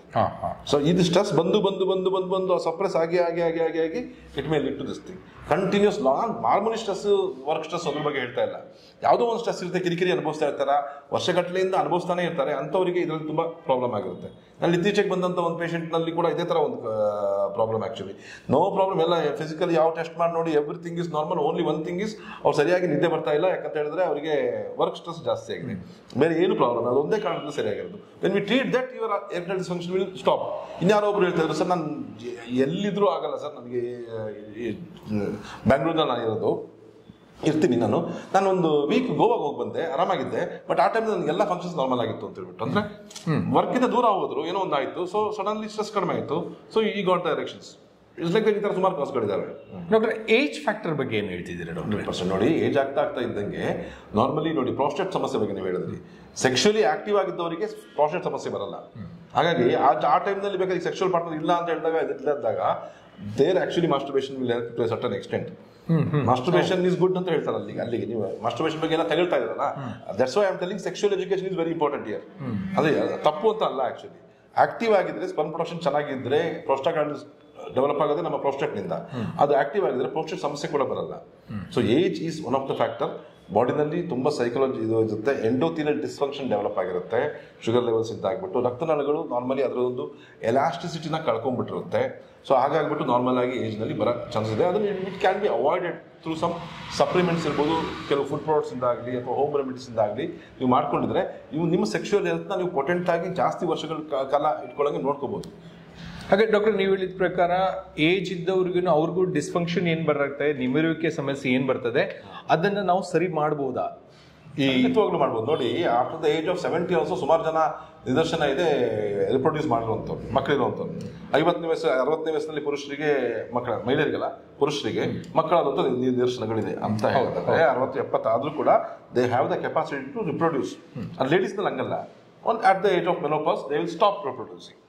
ಆದರೆ ಮನುಷ್ಯ ಒಬ್ಬನೇ ಮೆನೋಪಾಸ್ ಆದ್ಮೇಲೂ ಬದುಕುವಂಥ ಕೆಪಾಸಿಟಿ ಇರೋದು ಮನುಷ್ಯರಿಗೆ ಮಾತ್ರ. ಬಾಕಿ ಎಲ್ಲ ಪ್ರಾಣಿಗಳು after the menopause they perish. So menopause is last, ಅವ್ರು ಡೆತ್ ಆದ್ಮೇಲೆ ಮುಗಿತು ಅಂತಾನೆ. ಡಾಕ್ಟರ್, ನೀವು ಅನೇಕ ವಿಷಯ ನಮಗೆ ತಿಳಿಸಿದ್ರಿ. ಹಾಗೆ ನಮ್ಮ ಕ್ಲಿನಿಕಲ್ಲಿ ಈಗ ಬಂದು ನಿಮಗೆ ಕೇಳುವಂಥದ್ದು ನಿಮ್ಮ ಎಲ್ಲ ಪೇಷಂಟ್ ಇದು, ಹಾಗೆ ನಾವು ಕೇಳುವಂಥ ಎಲ್ಲ ಉತ್ತರ ನೀವು ಕೊಟ್ರಿ. ಈಗ ನಾವು ನಮ್ಮ ವೀಕ್ಷಕರಿಗೆ ಮನೆಯಲ್ಲಿ ಏನಾದರೂ ಇಂಥ ಸಮಸ್ಯೆ ಇದ್ರೆ ಮನೆಯಲ್ಲಿ ಏನಾದರೂ ನಾವು ಸಣ್ಣ ಪುಟ್ಟದೇನ ಮಾಡಿ ನಮಗೆ ನಾವು ಹೆಲ್ಪ್ ಮಾಡುವಂಥದ್ದು ಕೆಲವು ಟಿಪ್ಸ್ ಕೊಟ್ಟರೆ ಒಳ್ಳೆಯದು. ಆದಷ್ಟು ಸಾಧ್ಯವಾದಷ್ಟು ಕೂಡ ನಿಮಿತ್ತ ಸಮಸ್ಯೆನ ಅವಾಯ್ಡ್ ಮಾಡೋದು ನೋಡ್ಕೊಳ್ಳಿ. ಒಂದ್ಸಲ ಬಂತು ಅಂದ ತಕ್ಷಣ ನೀವು ಸರಿ ಮಾಡ್ಕೊಳ್ಳಿಕ್ಕೆ ಕೆಲವು ಸ್ವಲ್ಪ ಕಷ್ಟಪಡಬೇಕಾಗುತ್ತೆ. ಸೊ ಆದಷ್ಟು ಯು ಹ್ಯಾವ್ ಟು ಮೇಂಟೈನ್, ಆದಷ್ಟು ಸ್ಮೋಕಿಂಗ್ನ ದೂರ ಇರಿ, ಆದಷ್ಟು ನಿಮ್ಮ ಒಂದು ಈ ಥರ ಕೆಲವು ನಾನು ಹೇಳಿದ ತುಂಬ ಶುಗರಿ ಫುಡ್ಸ್ನ, ನಿಮ್ಮ ಶುಗರ್ನ ಕಂಟ್ರೋಲ್ ಮಾಡಿ ಇಟ್ಕೊಳ್ಳಿ, ಯೂರಿಕ್ ಆ್ಯಸಿಡ್ನ ಕಂಟ್ರೋಲ್ ಇಟ್ಕೊಳ್ಳಿ, ಯಾವಾಗಲೂ ನಿಮ್ಮ ಕೊಲೆಸ್ಟ್ರಾಲ್ ಟ್ರೈಗ್ಲಿಸರಿಡ್ಸ್ನ ಕಂಟ್ರೋಲ್ ಇಟ್ಕೊಳ್ಳಿ, ಹ್ಯಾಪಿ ಆಗಿರಿ. ಯಾವ್ದಾದ್ರು ಕಾಂಪಿಟೇಟಿವ್ ಸ್ಪೋರ್ಟ್ಸಲ್ಲಿ ಇನ್ವಾಲ್ವ್ ಆಗಿ, ಎನಿಥಿಂಗ್ ಇಟ್ ಸ್ವಿಮ್ಮಿಂಗ್ ಆಗಿರ್ಬೋದು ಅಥವಾ ಶಟಲ್ ಬ್ಯಾಡ್ಮಿಂಟನ್ ಆಗಿರ್ಬೋದು ಅಥವಾ ಯಾರು ನೋಡಿ ಸ್ಪೋರ್ಟ್ಸ್ ಆಡೋರಲ್ಲಿ ಸಾಧಾರಣವಾಗಿ they are sexually more potent, ಯಾಕಂದರೆ ಟೆಸ್ಟೋಸ್ಟೆರಾನ್ ಲೆವೆಲ್ಸ್ ಬೂಸ್ಟ್ ಆಗುತ್ತೆ. ಬರೀ ಸ್ಟ್ರೆಸ್ ಒಂದೇ ಕೆಲಸ ಮಾಡ್ಕೊಂಡಿರೋದನ್ನ ರಿಕ್ರಿಯೇಷನ್ ಇರಲಿ ಬಟ್ ಸೊ ಆದಷ್ಟು ಅವಾಯ್ಡ್ ಮಾಡ್ಕೊಳ್ಳಿ. ಸೊ ಟೆಸ್ಟೋಸ್ಟೆರಾನ್ ಲೆವೆಲ್ಸ್ ಲೋ ಆಗಿದ್ರು ಕೂಡ ರೈಸ್ ಆಗುತ್ತೆ ಒಂದು. Then there are some herbs actually. ಒಂದು ಆಯುರ್ವೇದಿಕ್ ಒಂದು ಡಾಕ್ಟರ್ ಹತ್ರನೋ ಅಥವಾ ಯಾವ್ದಾರೋ ಒಂದು ಲೈಫ್ ಸ್ಟೈಲ್ ಫಿಸಿಷಿಯನ್ ಹತ್ರ ನೀವು ಕಂಡುಬಿಟ್ಟು ನೀವು ಮಾತಾಡಿಕೊಂಡು ನೀವು ಸಪ್ಲಿಮೆಂಟ್ಸ್ನ ತೊಗೊಳ್ಳಿ. ಮುಚ್ಚು ಮನೆ ಮಾಡ್ಕೊಳಕ್ಕೆ ಹೋಗಬೇಡಿ. ಸಾಧ್ಯವಾದಷ್ಟು ನೀವು ಇಂಗ್ಲೀಷ್ ಮೆಡಿಸಿನ್ಸ್ ಅಥವಾ ನಾನು ಹೇಳ್ದಂಗೆ ಸಿಲ್ಡರ್ನಿಫಿಲ್ಗಿಂತ ಬೇರೆ ಥರ ಹೈಯರ್ ಡ್ರಗ್ಸ್ ಎಲ್ಲ ಬರ್ತಾ ಇದೆ ಇವಾಗ. ಆ ಥರದನ್ನ ತೊಗೊಂಡ್ಬಿಟ್ಟು ನೀವು ಕಂಪ್ಲೀಟಾಗಿ ನೀವು ಅದನ್ನು ನಾಶ ಮಾಡ್ಕೊಳ್ಳೋಕ್ಕಿಂತ ಟ್ರೈ ವಿತ್ ನ್ಯಾಚುರಲ್ ರೆಮಿಡೀಸ್. ಅದರಲ್ಲಿ ಅಶ್ವಗಂಧ ಇರ್ಬೋದು, ಕಪಿಕಚ್ಚು ಇರ್ಬೋದು, ಈ ಥರ ಸುಮಾರು ಇರ್ತವೆ. ಫಂಕ್ಷನ್ ಮೆಡಿಸಿನ್ ಆದರೆ ಕೋಎನ್ಸೈಮ್ ಕ್ಯೂಟೆನ್ ಅಂತ ಹೇಳ್ತೀವಿ, ಅದು it's supplement. Omega 3 fatty acids, blood ತಿನ್ನೋದು. ಬ್ಲಡ್ ತೆಳು ಇಟ್ಕೋಬೇಕು, ಬ್ಲಡ್ನ ನೀರು ಥರ ಇಟ್ಕೊಳ್ಳಿ, ಯಾವತ್ತು ಜೇನುತುಪ್ಪ ಥರ ಮಾಡ್ಕೊಳಕ್ಕೆ ಹೋಗ್ಬೇಡಿ. ಯಾಕಂದರೆ ರಕ್ತ ಗಡಿಸಾದಷ್ಟು ಶುಗರ್ ಜಾಸ್ತಿ, ಕೊಲೆಸ್ಟ್ರಾಲ್ ಜಾಸ್ತಿ ಇದ್ದಾಗ ರಕ್ತ ಜಿಗಿಟಾಗುತ್ತೆ, ಗಟ್ಟಿಯಾಗುತ್ತೆ. ಹಾಗಾಗಿ ಆದಷ್ಟು ಅದನ್ನು ತೆಳುವಾಗಿ ಇಟ್ಬೇಕು ನೋಡಿ. ಸೊ ನ್ಯಾಚುರಲ್ ಆಗಿ ಬೆಳ್ಳುಳ್ಳಿ ಇರ್ಬೋದು, ಈಗ ಶುಂಠಿ ಇರ್ಬೋದು, ಈರುಳ್ಳಿ ಇರ್ಬೋದು, ಇಂಥದ್ದೆಲ್ಲ ರಕ್ತದನ್ನು ತೆಳು ಮಾಡುವಂಥ ಅಂಶ ಇರುತ್ತೆ. ಸೊ ಆದಷ್ಟು ರಕ್ತನ ತೆಳುವಾಗಿ ಇಟ್ಕೊಳಕ್ಕೆ ನೋಡ್ಕೊಳ್ಳಿ. ಬ್ಲಡ್ ಇಸ್ ಎಷ್ಟು ತಿನ್ನಿರುತ್ತೋ ಅಷ್ಟು ಈಸಿಯಾಗಿ ಕೆಲವು ಜಾಗಗಳಿಗೆ ಪೆರಿಫರಲ್ ಏರಿಯಾಸಿಗೆ ಅದು ಫ್ಲೋ ಆಗುತ್ತೆ. ಸೊ ಆ ಥರ ಫುಡ್ಸ್ನ ಜಾಸ್ತಿ ಯೂಸ್ ಮಾಡಿ. ನ್ಯಾಚುರಲ್ ಸ್ಟಿಮ್ಯುಲೇಟ್ ಆಗಿರುವಂಥ ಕಪಿಕಚ್ಚು ಇರ್ಬೋದು, ಅಶ್ವಗಂಧ ಇರ್ಬೋದು ಅಥವಾ ಸಫೇದ್ ಮುಸ್ಲಿ ಇರ್ಬೋದು, ಈ ಥರ ಸುಮಾರು ಇದ್ದಾವೆ ಮೆಡಿಸಿನ್ಸ್. ಇದು ಸಿದ್ಧಮಕರ ಧ್ವಜ ಇರ್ಬೋದು, ನೋಡಿಕೊಂಡು ನೀವು ತಿಳ್ಕೊಂಡು ಮಾಡಿ. ಜೊತೆಗೆ ಫಿಶ್ನ ಜಾಸ್ತಿ ಕನ್ಸ್ಯೂಮ್ ಮಾಡಿ. ನಾನ್ ವೆಜಿಟೇರಿಯನ್ಸ್ ಆಗಿದ್ದಲ್ಲಿ, ವೆಜಿಟೇರಿಯನ್ಸ್ ಆಗಿದ್ದಲ್ಲಿ ಸಾಧ್ಯವಾದಷ್ಟು ಕೂಡ ನಟ್ಸ್ ಆ್ಯಂಡ್ ಸೀಡ್ಸ್ನ, ಈಗ ಪಂಪ್ಕಿನ್ ಸೀಡ್ಸ್ ಇರ್ಬೋದು, ಚಿಯಾ ಸೀಡ್ಸ್ ಇರ್ಬೋದು, ಸೂರ್ಯಕಾಂತಿ, ಈ ಸನ್ಫ್ಲವರ್ ಸೀಡ್ಸ್ ಇರ್ಬೋದು, ಈ ಥರ ಸೀಡ್ಸ್ಗಳು ನಟ್ಸ್ಗಳು. ಯಾಕಂದರೆ ಜಿಂಕ್ ಭಾಳ ಮುಖ್ಯ ನೋಡಿ. ಎರೆಕ್ಷನ್ ಚೆನ್ನಾಗಿ ಆಗಬೇಕು ಅಂತ ಹೇಳಿದ್ರೆ ಜಿಂಕ್ ಚೆನ್ನಾಗಿರ್ಬೇಕು. ಈ ಜಿಂಕ್ ಅಂಶ ಚೆನ್ನಾಗಿದ್ದಷ್ಟು, ಸೊ ಜಿಂಕ್ ಹೇರಳವಾಗಿರುವಂಥ ಫುಡ್ಸ್ ನೀವು ಗೂಗಲ್ ಮಾಡಿ ನೋಡಿದ್ರೆ ನಿಮಗೆ ಜಿಂಕ್ ರಿಚ್ ಫುಡ್ಸ್ ಸಿಗುತ್ತೆ. ಆ ಫುಡ್ಸ್ನ ಜಾಸ್ತಿ ಯೂಸ್ ಮಾಡಿ. ಎರಡು ಫುಡ್ಸ್ ಹೇಳಬೇಡಿ ಡಾಕ್ಟ್ರೆ ನಮ್ಮ ವೀಕ್ಷಕರಿಗೆ. ಈಗ ಮೆಗ್ನೀಷಿಯಂ ಜಿಂಕ್ ಜಾಸ್ತಿ ಇರುತ್ತೆ ಅಂತಂದ್ರೆ ಪಂಪ್ಕಿನ್ ಸೀಡ್ಸು, ಸೆಸಮಿ ಸೀಡ್ಸು, ಫ್ಲಾಕ್ ಸೀಡ್ಸ್, ಅಗಸೆ ಬೀಜ, ಸೂರ್ಯಕಾಂತಿ ಬೀಜ ಮತ್ತು ಈ ಕುಂಬಳಕಾಯಿ ಬೀಜ, ಇದರಲ್ಲಿ ಚೀನಿಕಾಯಿ ಬೀಜ ಅಂತ ಹೇಳ್ತಾರಲ್ಲ, ಇದರಲ್ಲಿ ಹೇರಳವಾಗಿ ಜಿಂಕ್ನ ಅಂಶ ಇರುತ್ತೆ. ಸೊ ಆದಷ್ಟು ಸೇರಿ ಸೀ ಫುಡ್ಸ್ನಲ್ಲಿ ಹೆಚ್ಚು ಜಿಂಕ್ ಇರುತ್ತೆ. ಈ ಕಪ್ಪೆ ಚಿಪ್ಪೆಲ್ಲ ಬರ್ತಾವಲ್ಲ, ಆಯಿಸ್ಟರ್ಸು, ಜೆಲ್ಲಿ ಫಿಶಸ್ಸು, ಈ ಮೊಲಸ್ಕ್ಸು ಎಲ್ಲ ಬರುತ್ತೆ, ಕ್ಯಾಲಿಸಸ್ಸು, ಇದರೆಲ್ಲ ಹೇರಳವಾಗಿರುತ್ತೆ. ಈ ಸೆಲೆನಿಯಂ ಅಂಶ ಮತ್ತು ಜಿಂಕ್ನ ಅಂಶ ಜಾಸ್ತಿ ಇರುತ್ತೆ. ಸೊ ಈ ಜಿಂಕ್ನ ಸಪ್ಲಿಮೆಂಟೇಷನ್ನ ತಗೊಳ್ಳಿ, ಇಲ್ಲಾಂದರೆ ಈ ಜಿಂಕ್ ರಿಚ್ ಫುಡ್ಸ್ನ ತಗೊಳ್ಳಿ.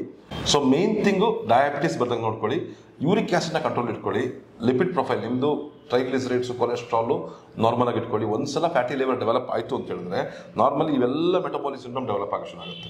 Ultimately it will lead to anything. Thyroid ಇಶ್ಯೂಸ್ಗೆ ಆಗ್ಬೋದು, ಫ್ಯಾಟಿ ಲಿವರಿಂದ ಬೇರೆ ಬೇರೆ ಥರ ಪ್ರಾಬ್ಲಮ್ಸ್ ಉಂಟಾಗ್ಬೋದು, ಕಾರ್ಡಿಯಾಕ್ ಡಿಸೀಸ್ ಉಂಟಾಗ್ಬೋದು, ಅದೇ ರೀತಿ ಎರೆಕ್ಟೈಲ್ ಡಿಸ್ಫಂಕ್ಷನ್ ಕೂಡ ಆಗ್ಬೋದು. ಸೊ ಮೂಲ ಕಾರಣ ಅಲ್ಲೇ ಇದೆ. So first and foremost thing, ನಿಮ್ಮ ಒಂದು ಲೈಫ್ ಸ್ಟೈಲ್ನ ಸರಿಯಾಗಿ ಇಟ್ಕೊಳ್ಳಿ. ಆದಷ್ಟು ಶುಗರಿ ಐಟಮ್ಸ್ನ ಅವಾಯ್ಡ್ ಮಾಡಿ ಕಂಪೇರಿಟಿವ್ಲಿ. ಆದಷ್ಟು ನಿಮ್ಮ ಬಾಡಿನಲ್ಲಿ ಕ್ಯಾಲರೀಸ್ ಬರಬೇಕಾಗಿರೋದು ಪ್ರೋಟೀನ್ಸಿಂದ ಮತ್ತು ಒಳ್ಳೆಯ ಫ್ಯಾಟ್ಸಿಂದಾಗಿ. ಸೊ ಪ್ಯೂರಿನ್ಸ್ ಕಡಿಮೆ ಇರುವಂಥ ಒಳ್ಳೆ ಪ್ರೋಟೀನ್ಸ್ ಮತ್ತು ಒಳ್ಳೆ ಹೆಲ್ತಿ ಫ್ಯಾಟ್ಸಿಂದ ನಿಮ್ಮ ಎನರ್ಜಿನ ಡಿರೈವ್ ಮಾಡಿ ನಿಮ್ಮ ಬಾಡಿ ಚೆನ್ನಾಗಿರಬೇಕು.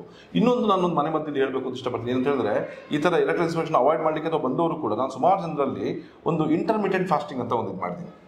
ಇಂಟರ್ಮಿಟೆಂಟ್ ಫಾಸ್ಟಿಂಗ್ ಅಂದರೆ ಸಂಜೆ ಒಂದು 6 ರಿಂದ 7 ಗಂಟೆ ಒಳಗಡೆ ಊಟ ಮಾಡ್ಬಿಡೋದು, ರಾತ್ರಿ ಊಟ, ಬೆಳಿಗ್ಗೆ 11 ಗಂಟೆ ತನಕ ಆಗಿ ಇಟ್ಕೊಬಿಡೋದು, ನೀರು ಬರೀ ನೀರು ಮಾತ್ರ, ಒಂದು 16 ಅವರ್ಸ್ ಕಂಪ್ಲೀಟ್ ಆಗಿ ವಿದೌಟ್ ಎನಿ ಫುಡ್. ಇದು ಮಾಡ್ತಾ ಇರೋದ್ರಿಂದ ಅವ್ರಿಗೆ ಸುಮಾರು ಜನರಲ್ಲಿ ಶುಗರ್ ಕಂಟ್ರೋಲ್ ಆಗಿದೆ, ಒಳ್ಳೆ ನಿದ್ದೆ ಬರೋಕ್ಕೆ ಶುರು ಆಗಿದೆ, ಜೊತೆಗೆ ಈ ಫ್ಯಾಟಿ ಲಿವರ್ ಸಮಸ್ಯೆಯಿಂದ ಕಡಿಮೆ ಆಗಿದ್ದಾರೆ, ಜೊತೆಗೆ PCOD ಸಮಸ್ಯೆ. ಈಗ ಮೇಲ್ಸಲ್ಲಿ ನಾನು ಪ್ರಿಡಾಮಿನೆಂಟ್ಲಿ ಹೇಳಬೇಕು ಅಂತ ಹೇಳಿದ್ರೆ ಹೈಪರ್ ಟೆನ್ಷನ್ ಇರ್ಬೋದು, ಡಯಾಬಿಟಿಸ್ ಇರ್ಬೋದು, ಕೊಲೆಸ್ಟ್ರಾಲ್ ಪ್ರಾಬ್ಲಮ್ಸ್ ಇರ್ಬೋದು, ಯೂರಿಕ್ ಆಸಿಡ್ ಪ್ರಾಬ್ಲಮ್ಸ್ ಇರ್ಬೋದು, ಇದು ಕಡಿಮೆ ಆಗಿಬಿಟ್ಟು ಜೊತೆಗೆ ಬ್ಲಡ್ ಸರ್ಕ್ಯುಲೇಷನ್ ಇಂಪ್ರೂವ್ ಆಗಿಬಿಟ್ಟು ಅವ್ರ ಸ್ಟ್ರೆಸ್ ಲೆವೆಲ್ಸ್ ಕಡಿಮೆ ಆಗಿಬಿಟ್ಟು ಎರೆಕ್ಟೈಲ್ ಡಿಸ್ಫಂಕ್ಷನ್ ಕೂಡ ಸುಮಾರು ಜನಕ್ಕೆ ಆಗಿದೆ. ನಾನು ಯಾವುದೇ ಮೆಡಿಸಿನ್ಸ್ ಕೊಟ್ಟರು ಕೂಡ ಅವರಿಗೆ ನಾನು ಫಸ್ಟ್ ಇಂಟರ್ಮಿಟೆಂಟ್ ಫಾಸ್ಟಿಂಗ್ ಮಾಡಿ ಜೊತೆ ಇದನ್ನು ತಗೊಳ್ಳಿ ಅಂತ ಹೇಳ್ತೀನಿ ಹೊರತು ನಾನು ಡೈರೆಕ್ಟಾಗಿ ಯಾವುದೋ ಮೆಡಿಸಿನ್ಸ್ ತಗೊಳ್ಳಿ ನಾನು ಯಾವುದೇ ಕಾರಣಕ್ಕೂ ಹೇಳಕ್ಕೆ ಹೋಗಲ್ಲ. ಸೊ ಇವನ್ನೆಲ್ಲ ಮನೇಲಿ ಮಾಡಿ ನೋಡಿ ನೀವು, ನಾನು ಇವಾಗ ಹೇಳಿರೋ ಟಿಪ್ಸ್ನ ಮಾಡಿ ನೋಡಿ, ಡೆಫಿನೆಟ್ಲಿ ಇಟ್ ವಿಲ್ ಇಂಪ್ರೂವ್. ಒಳ್ಳೆ ಎಕ್ಸಸೈಸ್ ಇರಲಿ, ಸೆಡೆಂಟರಿ ಲೈಫ್ ಸ್ಟೈಲ್ ಒಳ್ಳೆದಲ್ವೇ ಅಲ್ಲ ಎರೆಕ್ಟೈಲ್ ಡಿಸ್ಫಂಕ್ಷನ್ಗೆ. ಆಕ್ಟಿವ್ ಆಗಿರಿ, ಯಾವ್ದಾದ್ರು ಒಂದು competitive activities like shuttle ಬ್ಯಾಡ್ಮಿಂಟನ್ನು, ಟೆನ್ನಿಸೋ, cricket, football, ಮಕ್ಕಳ ಜೊತೆನೋ ಆಡ್ಕೊಂಡು ನೀವು ಎನರ್ಜೆಟಿಕ್ ಆಗಿ ಖುಷಿಯಾಗಿದ್ದರೆ ಎರೆಕ್ಟೈಲ್ ಡಿಸ್ಫಂಕ್ಷನ್ ನಿಮಗೆ ಬಾಧಿಸಲ್ಲ. ಜೊತೆಗೆ ಕೆಗಲ್ ಎಕ್ಸಸೈಸ್ ಅಂತ ಇದೆ, ಈಗ ಗೂಗಲ್ ಮಾಡಿ ನೋಡಿದ್ರೆ ನಿಮಗೆ ಕೆಗಲ್ ಎಕ್ಸಸೈಸ್ ಅಂತ ಬರುತ್ತೆ. ಸೊ ಅದನ್ನು ಪ್ರಾಕ್ಟೀಸ್ ಮಾಡಿ ಚೆನ್ನಾಗಿ. ನಾರ್ಮಲ್ ಆಗಿದ್ದವರು ಮಾಡಿ, ಎರೆಕ್ಟೈಲ್ ಡಿಸ್ಫಂಕ್ಷನ್ ಇದ್ದವರು ಮಾಡಿ, ಅಟ್ಲೀಸ್ಟ್ ನಿಮ್ಮ ಸೆಕ್ಸುವಲ್ ಸ್ಟ್ರೆಂತ್ ಚೆನ್ನಾಗಿರುತ್ತೆ. ಡಾಕ್ಟ್ರೆ, ನೀವು ಈಗ ಹೇಳಿದ್ದಿದ್ರೆ ನಾವು ನಮ್ಮ ವೀಕ್ಷಕರು ನೀವು ಹೇಳಿದಂಥ ಮನೆಮದ್ದಾಗಲಿ ನಮ್ಮ ಲೈಫ್ ಸ್ಟೈಲ್ ಆಗಿ ಚೇಂಜ್ ಮಾಡಿದ್ರು ಕೆಲವು ಸತಿ ಅವರಿಗೆ ಹೇಳಕ್ಕೆ ಅಕ್ಕಪಕ್ಕನೂ ಸ್ವಂತ ಮನೇಲಿ ಹೇಳಕ್ಕೂ ಹಿಂಜರಿರುವ ವಿಷಯ ಆದ್ರಿಂದ ಈ ನಿಮ್ಮ ಹತ್ರ ಹೇಗೆ ನಾವು ಅವರು ಸಂಪರ್ಕ ಮಾಡಿ ಇದ್ರ ಬಗ್ಗೆ ಸೂಕ್ತವಾದ ನಮ್ಮ ಟೀಮ್ ಇದೆ, ನಾನೇ ಟ್ರೈನ್ ಮಾಡೋ ಡಾಕ್ಟರ್ಸ್ ಇದ್ದಾರೆ. ಸೊ ಅವ್ರನ್ನ ಕನ್ಸಲ್ಟ್ ಮಾಡಿ ನೀವು ನಿಮ್ಮ ಪ್ರಾಬ್ಲಮ್ ಹೇಳ್ಕೋಬೋದು. ಸೊ ಹಾಗೆ ನಾನು ಮುಖತಃ ಕೂಡ ಭೇಟಿ ಆಗ್ತೇನೆ. ಬ್ಯಾಂಗ್ಳೂರ್ನಲ್ಲೂ ಸಿಗ್ತೀನಿ, ಬನಶಂಕರಿಯಲ್ಲಿ. ಚಿಕ್ಕಮಗಳೂರಿನಲ್ಲೂ ಕೂಡ ನನ್ನ 2 ಕ್ಲಿನಿಕ್ಗಳಿದೆ. So I can meet you there, ಬಂದು ಕನ್ಸಲ್ಟ್ ಮಾಡ್ಬೋದು. ಇಲ್ಲ ನನ್ನ ಫೋನಲ್ಲಿ ಆನ್ಲೈನ್ ಕನ್ಸಲ್ಟೇಷನ್ ಕೂಡ ನಮ್ಮ ಹತ್ರ ಇದೆ. ಸೊ ನೀವು ನಿಮ್ಮ ಪ್ರಾಬ್ಲಮ್ನ ರಿಪೋರ್ಟ್ಸ್ನ ಕಳಿಸ್ಕೊಟ್ರೆ ನಾವು ಅದನ್ನು ನೋಡಿಬಿಟ್ಟು we will try to solve your problem. ಧನ್ಯವಾದ ಡಾಕ್ಟ್ರೆ. ತುಂಬಾ ಅತಿ ಮುಖ್ಯವಾದ ವಿಷಯ ನಮಗೆಲ್ಲ ತಿಳಿಸಿ, ಹಾಗೆ ತುಂಬಾ ಜನರ ಜೀವನ ಶೈಲಿಯಲ್ಲೂ ಅವರ ಜೀವನಕ್ಕೂ ಅನೇಕ ಟಿಪ್ಸ್ ಅನ್ನು ಕೊಟ್ಟಿದ್ದೀರಿ. ಹಾಗೆ ಎಲ್ಲ ವೀಕ್ಷಕರಿಗೂ ಧನ್ಯವಾದಗಳು. ಧನ್ಯವಾದ ಡಾಕ್ಟ್ರೆ. ನಮಸ್ತೆ.